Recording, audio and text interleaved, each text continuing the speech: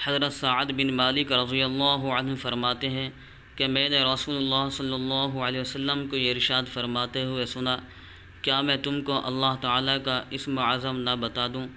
کہ جس کے ذریعے دعا کی جائے تو قبول فرماتے ہیں اور سوال کیا جائے تو پورا فرماتے ہیں، اور یہ وہ دعا ہے جس کے ذریعے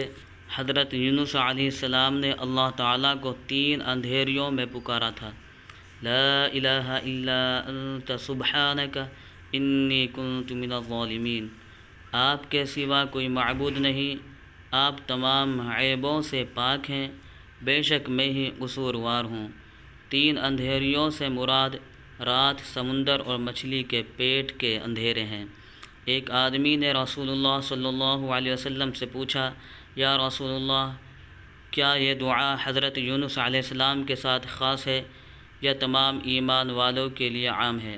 آپ صلی اللہ علیہ وسلم نے ارشاد فرمایا، کیا تم نے اللہ تعالیٰ کا ارشاد مبارک نہیں سنا؟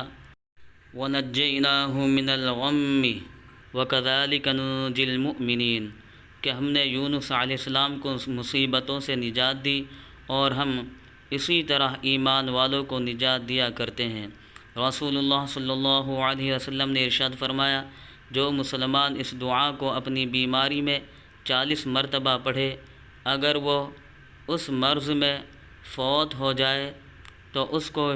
شہید کا ثواب دیا جائے گا، اور اگر اس بیماری سے اسے شفا مل گئی تو اس شفا کے ساتھ اس کے تمام گناہ معاف کیے جا چکے ہوں گے۔